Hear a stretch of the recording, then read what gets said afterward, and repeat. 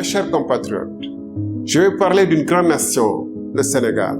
Une nation avec de grandes figures qui, par leur vision et leurs actions, ont imprimé à la marche du pays une orientation reconnue par l'histoire.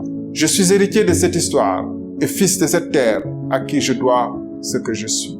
Des caïcédras de Thiès aux rizières de Bambali, des trésors enfouis dans la terre de Kédougou, à la fois vibrante du Fouta, de la fierté du Jolof au charme du Kabada, de Guédiawaye à Bakel, chaque coin du pays résonne en moi comme des opportunités, des défis et des souffrances vécues avec mes compatriotes. C'est de tous ces terroirs que je tiens mon engagement, ma loyauté et ma dévotion à l'endroit de la patrie et de la République. Il y a 16 ans, en 2007, j'ai été contraint à l'exil aux Comores par le régime d'alors pour m'être opposé au démantèlement de l'ASECNA. C'était mon devoir envers le Sénégal et l'Afrique.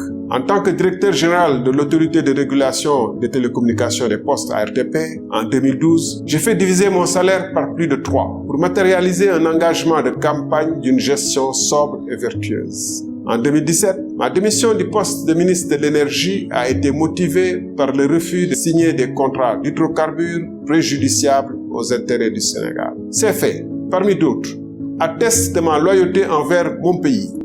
Jamais je n'ai failli à mon devoir de servir mes compatriotes.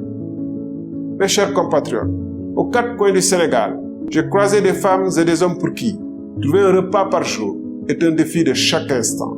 J'ai rencontré des compatriotes pour qui se soigner, mettre les enfants à l'école sont des défis le long de l'existence.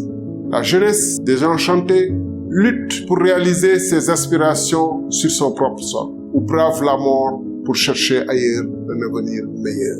Les services publics, tels que les hôpitaux et les écoles, sont déficients sous le regard impuissant des professionnels de première ligne. Les paysans restent emprisonnés dans la misère, tandis que les travailleurs peinent à subvenir aux besoins de leur famille. Dans le même temps, une petite clique de politiciens milliardaires émerge des décombres de notre économie. Le fossé entre la souffrance du plus grand nombre et l'arrogante richesse d'une élite politique s'agrandit. Les événements tragiques qui ont ponctué ces 2 dernières années montrent comment cette injuste répartition des richesses et des sacrifices est une menace pour la stabilité. Mes chers compatriotes, le moment est arrivé pour notre nation de redécouvrir sa voie, celle de l'espoir, de la justice, de la connaissance, de l'égalité, de sa propre réalisation.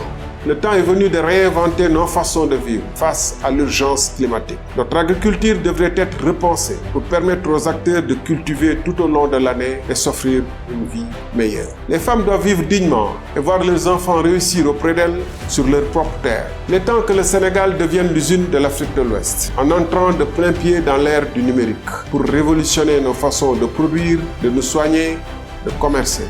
Le Sénégal sera un modèle de bouleversement fécond que la révolution numérique peut créer en Afrique et ailleurs. Nous ferons du Sénégal l'Académie de l'Afrique de l'Ouest. Nous ferons du Sénégal la clinique où l'Afrique de l'Ouest viendra se soigner.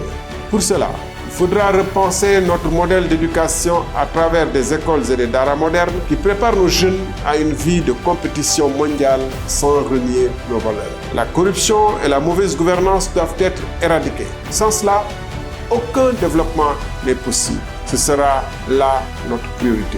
Mes chers compatriotes, il est venu le temps pour le Sénégal de réaffirmer sa grandeur. Il est venu le temps de construire une république des valeurs. Le moment est venu de libérer le potentiel de la Sénégalaise et du Sénégalais. Pour tout cela, pour le Sénégal que j'aime profondément et que je souhaite réenchanter, que je suis candidat à l'élection présidentielle de 2024.